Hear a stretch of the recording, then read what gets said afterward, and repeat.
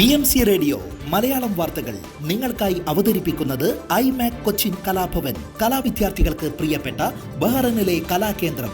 കൂടുതൽ വിവരങ്ങൾക്കായി സന്ദർശിക്കൂ www.bahrainmediacity.com. നമസ്കാരം, BMC റേഡിയോ മലയാളം വാർത്തകളിലേക്ക് സ്വാഗതം. ഞാൻ ധനു കൃഷ്ണ. ഫാർംബൻഡോ ഇന്റർനാഷണൽ എയർ ഷോയിൽ ബഹ്റൈൻ ഗതാഗത ടെലികമ്മ്യൂണിക്കേഷൻ മന്ത്രി മുഹമ്മദ് ബിൻ താമർ അൽ കാബി പങ്കെടുത്തു. ജൂലൈ 22 ആരംഭിച്ച് 26 വരെ തുടരുന്ന എയർ ഷോയിൽ 40 രാജ്യങ്ങളിൽ നിന്നുള്ള 1500-ലധികം പ്രദർശകർ പങ്കെടുക്കുന്നു. എയർ ഷോയ്ക്കിടെ ഫാർംബറോ ഇന്റർനാഷണൽ ഓർഗനൈസർമാരുടെ ചീഫ് എക്സിക്യൂട്ടീവ് ഓഫീസർ ഗാരത്ത് റോജേഴ്സുമായും മന്ത്രി കൂടിക്കാഴ്ച നടത്തി. നവംബർ 13-15 തീയതികളിൽ നടക്കുന്ന ബഹ്റൈൻ ഇന്റർനാഷണൽ എയർ ഷോ 2024 സഹകരണത്തിനുള്ള മാർഗങ്ങളും സംയുക്ത ഏകോപനവും യോഗം ചർച്ച ചെയ്തു. കൂടാതെ അദ്ദേഹം എയർ ഷോയിൽ പങ്കെടുത്ത നിരവധി വ്യോമയാന കമ്പനികളുമായി കൂടിക്കാഴ്ച നടത്തുകയും ബഹ്റൈൻ ഇന്റർനാഷണൽ എയർ ഷോ 2024 പങ്കെടുക്കാൻ അവരെ ക്ഷണിക്കുകയും ചെയ്തു. Humanitarian affairs and youth affairs Bahrain രാജാവിന്റെ പ്രതിനിധിയും supreme council for youth and സ്പോർട്സിന്റെ ചെയർമാനുമായ Sheikh Nasser bin Hamad Al ഖലീഫയുടെ രക്ഷാകർതൃത്വത്തിൽ യൂത്ത് സിറ്റി 2030 13-ാം പതിപ്പ് ആരംഭിച്ചു. യുവജനകാര്യ മന്ത്രാലയത്തിന്റെ ആഭിമുഖ്യത്തിൽ ലേബർ ഫണ്ടുമായി സഹകരിച്ചാണ് യൂത്ത് സിറ്റി 2030 സംഘടിപ്പിച്ചിട്ടുള്ളത്. ജൂലൈ 21 ബഹ്റൈൻ ഇന്റർനാഷണൽ എക്സിബിഷൻ സെന്ററിൽ ആരംഭിച്ച പരിപാടി ഓഗസ്റ്റ് 30 സമാപിക്കും. ഈ വർഷം യൂത്ത് സിറ്റി 2030 6 ആഴ്ചയ്ക്കുള്ളിൽ 148 പ്രോഗ്രാമുകളായി 4000 പരിശീലന അവസരങ്ങളാണ് വാഗ്ദാനം ചെയ്യുന്നത്. രാവിലത്തെ പരിപാടികൾ 9 മുതൽ 14 വയസ്സ് പ്രായമുള്ളവർക്കും 15 മുതൽ 35 വയസ്സ് പ്രായമുള്ളവരെ ലക്ഷ്യമിട്ടുള്ള പരിപാടി വൈകിട്ടുമാണ് നടക്കുന്നത്. 5 കേന്ദ്രങ്ങളിലായി 100-ലധികം പുതിയ പ്രൊഫഷണൽ പരിശീലന പരിപാടികളാണ് ഈ വർഷത്തെ യൂത്ത് സിറ്റി 2030 ഉൾപ്പെടുത്തിയിട്ടുള്ളതെന്നും സംഘാടകർ അറിയിച്ചു. ബഹ്റൈനിലെ യുവ പ്രതിഭകളെ കണ്ടെത്തുന്നതിനും ശാക്തീകരിക്കുന്നതിനും ലക്ഷ്യമിട്ട് ആരംഭിച്ച ഈ പരിപാടി തൊഴിൽ വിപണിയിൽ മികച്ച തിരഞ്ഞെടുപ്പായി മാറുകയാണ്. Ireland South Dublin County Council mayor Baby Perepadan Bahrain media city സന്ദർശിച്ചു. ബഹ്റൈനിൽ സൗഹൃദ സന്ദർശനത്തിനെത്തിയതായിരുന്നു അദ്ദേഹം. യൂറോപ്യൻ രാജ്യത്ത് മേയറായി തെരഞ്ഞെടുക്കപ്പെടുന്ന ആദ്യ ഇന്ത്യൻ വംശജൻ എന്ന പ്രത്യേകതയും അദ്ദേഹത്തിന്റെ സ്വന്തമാണ്.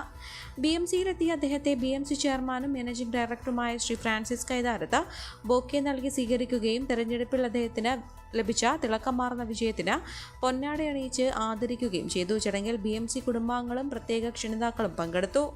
കോസ്മെറ്റിക്സ് വിതരണ രംഗത്ത് ദീർഘനാളായി പ്രവർത്തിക്കുന്ന അങ്കമാലി പുളിയനം സ്വദേശിയായ പെരെപാഡൻ തലാട്ട് സൗത്തിലെ ഏറ്റവും പുതിയ പ്രാദേശിക തെരഞ്ഞെടുപ്പിൽ തുടർച്ചയായി 3-ാം തവണയാണ് തെരഞ്ഞെടുക്കപ്പെട്ടത്.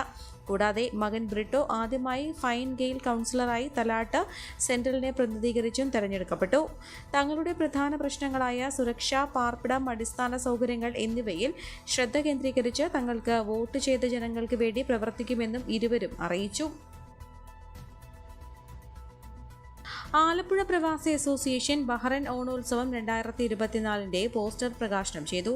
BMC ചെയർമാനും മാനേജിംഗ് ഡയറക്ടറുമായ Shri Francis Kaitharath, association president Jaison Koodampallath, association മുതിർന്ന അംഗവും ചാരിറ്റി കോർഡിനേറ്ററുമായ ജോർജ് അമ്പലപ്പുഴ എന്നിവർ ചേർന്നാണ് പോസ്റ്റർ പ്രകാശനം നടത്തിയത്.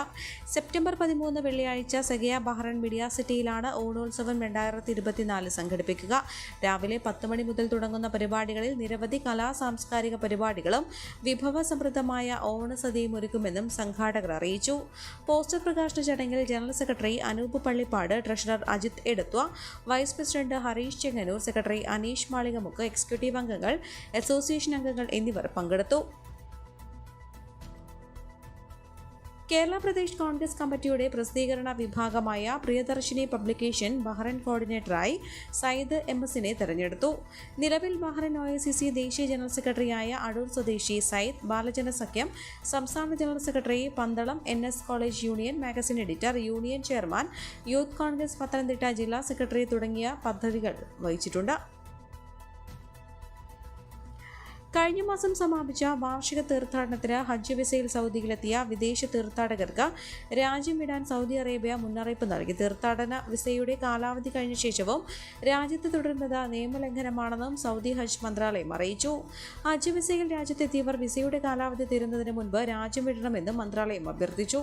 ഹജ്ജ് വിസകൾ തീർത്ഥാടനവുമായി ബന്ധപ്പെട്ട ചടങ്ങുകൾക്കായി മാത്രമേ ഉപയോഗിക്കാൻ അനുമതിയുള്ളൂ. ഈ വിസയിൽ എത്തിയവർക്ക് രാജ്യത്ത് തൊഴിലന്വേഷണം നടത്താനോ എവിടെയെങ്കിലും ജോലി ചെയ്യാനോ കാലാവധിക്ക് ശേഷം രാജ്യത്ത് തുടരാനോ അർഹതയുണ്ടായിരിക്കുകയില്ലെന്ന് മന്ത്രാലയം വിശദീകരിച്ചു. കർണാടകയിലെ ഷിരൂരിൽ മണ്ണിടിച്ചിൽ കാണാതായ മലയാളി ലോറി ഡ്രൈവർ അർജുന്റെ ട്രക്ക് കണ്ടെത്തി. ലോറി ഗംഗാവലി നദിയിലുണ്ടെന്നും സ്ഥിരീകരിച്ചെങ്കിലും കനത്ത മഴയെ തുടർന്ന് തെരച്ചിൽ പുരോഗമിക്കാൻ കഴിയാത്ത സാഹചര്യമാണുള്ളത്. ട്രക്കിന്റെ രൂപത്തിൽ കണ്ട കോർഡിനേറ്ററുകൾ കൃത്യമായി മാർക്ക് ചെയ്തിട്ടുണ്ട്. രക്ഷാദൌത്യം തുടരുമെന്നും ആർവാർ MLA അറിയിച്ചു. നിപ രോഗബാധയുമായി ബന്ധപ്പെട്ട ഇന്ന് പുറത്തുവന്ന 16 സ്രവ പരിശോധനാ ഫലങ്ങളും നെഗറ്റീവാണെന്ന് മന്ത്രി വീണ ജോർജ് അറിയിച്ചു. എല്ലാവരും ലോ റിസ്ക് വിഭാഗത്തിൽ ഉള്ളവരാണ്. ഇതുവരെയായി ആകെ 58 സാമ്പിളുകളാണ് നെഗറ്റീവായത്. മലപ്പുറം കളക്ടറേറ്റ് കോൺഫറൻസ് ഹാളിൽ വൈകിട്ട് ചേർന്ന നിപ അവലോകന യോഗത്തിലാണ് മന്ത്രി ഓൺലൈനായി പങ്കെടുത്ത് സംസാരിച്ചത്. ഇന്നലെ 3 പേർ അഡ്മിറ്റായിട്ടുണ്ട്. ആകെ 21 പേരാണ് ഇപ്പോൾ മഞ്ചേരി, കോഴിക്കോട് മെഡിക്കൽ കോളേജുകളിലായി അഡ്മിഷനിലുള്ളത്. ഇവരിൽ 17 പേർ സമ്പർക്ക പട്ടികയിൽ ഉള്ളവരാണ്. മസാല ബോണ്ട് ഇടപാടിൽ ഫെമ ലംഘനമുണ്ടോ എന്ന അന്വേഷണത്തിന്റെ ഭാഗമായി എൻഫോഴ്സ്മെന്റ് ഡയറക്ടറേറ്റ് പുറപ്പെടുവിച്ച സമൻസുകൾ ചോദ്യം ചെയ്ത് കിഫ്ബിയും മുൻ ധനമന്ത്രി തോമസ് ഐസക്കും സമർപ്പിച്ച ഹർജികൾ ഹൈക്കോടതി വിധി പറയാൻ മാറ്റി. എല്ലാവരുടെയും വാദം പൂർത്തിയാക്കിയാണ് ജസ്റ്റിസ് TR രവി ഹർജി പറയാൻ മാറ്റിയത്. അന്വേഷണത്തിന്റെ ഭാഗമായി തെളിവെടുപ്പിനാണ് തോമസ് ഐസക്കിനും കിഫ്ബിക്കും ED സമൻസ് അയച്ചത്. എന്നാൽ കാരണം വ്യക്തമാക്കാതെയാണ് ED സമൻസ് നൽകുന്നതെന്നാണ് തോമസ് ഐസക്കിന്റെ വാദം. വ്യക്തമായ അന്വേഷണം കിട്ടാതെ ലക്ഷ്യമില്ലാത്ത അന്വേഷണത്തിനാണ് ED ഒരുങ്ങുന്നതെന്നും അദ്ദേഹം ചൂണ്ടിക്കാട്ടി. ക്രിമിനൽ കേസുകളിലെ പ്രതികളായ 2 പേരെ കാപ്പ ചുമത്തി നാട് കടത്തി. കൊണ്ടോട്ടിപ്പള്ളിക്കൽ ചെറളപ്പാലം സ്വദേശി മൂക്കോളി വീട്ടിൽ ഷംനാദ്, കൽപ്പകഞ്ചേരി കല്ലിങ്ങൽ സ്വദേശി തൈവളപ്പിൽ വീട്ടിൽ മുഹമ്മദ് മുർഷിദ് എന്നിവരെയാണ് നാട് കടത്തിയത്. കഞ്ചാവ് കടത്ത് കേസുകളിലെ പ്രതിയാണ് ഷംനാദ്. മോഷണം, കഞ്ചാവ് വിൽപ്പന തുടങ്ങിയ കേസുകളിൽ പ്രതിയാണ് മുഹമ്മദ് മുർഷിദ്. മലപ്പുറം ജില്ലാ പോലീസ് മേധാവി S ശശീന്ദ്രന്റെ റിപ്പോർട്ട് പ്രകാരം Thrissur range deputy inspector general S Ajitha ബീഗമാണ് ഉത്തരവിറക്കിയത്.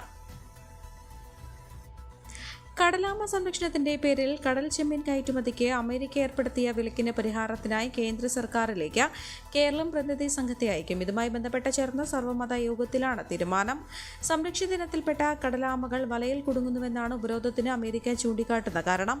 ഇന്ത്യയിൽ നിന്നും ചെമ്മീൻ ഇറക്കുമതി ചെയ്യുന്നതിനെതിരെ 2019 അമേരിക്ക ഏർപ്പെടുത്തിയ നിരോധനം ഇന്നും തുടരുകയാണ്. അമേരിക്കൻ നിരോധനത്തിന്റെ പശ്ചാത്തലത്തിൽ മറ്റു രാജ്യങ്ങളിലും ഇന്ത്യയിൽ നിന്നുള്ള ചെമ്മീൻ പകുതിയിലേറെ വില കുറച്ചാണ് വാങ്ങുന്നത്. ഈ പ്രതിസന്ധി കടൽ ചെമ്മീന് ആഭ്യന്തര വിപണിയിലും വിലയിടിയാൻ കാരണമാകുന്നു. ഇത് മത്സ്യമേഖലയ്ക്ക് വലിയ തിരിച്ചടിയായി തുടരുന്ന പശ്ചാത്തലത്തിലാണ് സർക്കാർ യോഗം വിളിച്ചത്. ഏതാനും ദിവസത്തെ ഇടവേളയ്ക്കൊടുവിൽ മഴ വീണ്ടും ശക്തമാകാൻ സാധ്യത. 7 ജില്ലകളിൽ ഇന്ന് യെല്ലോ അലർട്ട് പ്രഖ്യാപിച്ചു. എറണാകുളം, തൃശൂർ, മലപ്പുറം, കോഴിക്കോട്, വയനാട്, കണ്ണൂർ, കാസർഗോഡ് ജില്ലകളിലാണ് മുന്നറിയിപ്പ്. വടക്കൻ ജില്ലകളിൽ വരും നാളുകളിൽ മഴ കനക്കുമെന്നാണ് സൂചന. 26-ന് മലപ്പുറം, കോഴിക്കോട്, വയനാട്, കണ്ണൂർ, കാസർഗോഡ് ജില്ലകളിലും 27-ന് കണ്ണൂർ, കാസർഗോഡ് ജില്ലകളിലും യെല്ലോ അലർട്ടാണ്. കണ്ണൂർ, കാസർഗോഡ് ജില്ലകളിൽ പ്രത്യേക ജാഗ്രത ആവശ്യമാണെന്നും സംസ്ഥാന ദുരന്ത നിവാരണ വിഭാഗം അറിയിച്ചു. ഉയർന്ന തിരമാലകൾക്കും കടൽ കൂടുതൽ പ്രക്ഷുബ്ധമാകാനും സാധ്യതയുള്ളതായും ദേശീയ സമുദ്രസ്ഥിതി പഠന ഗവേഷണ കേന്ദ്രം മുന്നറിയിപ്പ് നൽകി. കേരള തീരത്ത് ഇന്ന് രാത്രി 11:30 വരെ കള്ളക്കടൽ പ്രതിഭാസത്തിനും 1.7 മുതൽ 3.3 മീറ്റർ വരെ ഉയർന്ന തിരമാലയ്ക്കും സാധ്യതയുണ്ട്. ഈ വാർത്തയോടുകൂടെ BMC റേഡിയോ മലയാളം വാർത്തകൾ സമാപിക്കുന്നു. നന്ദി, നമസ്കാരം.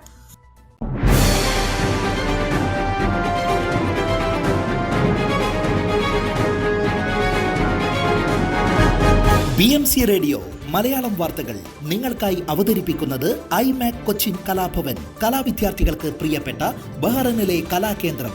കൂടുതൽ വിവരങ്ങൾക്കായി സന്ദർശിക്കൂ www.bahrainmediacity.com.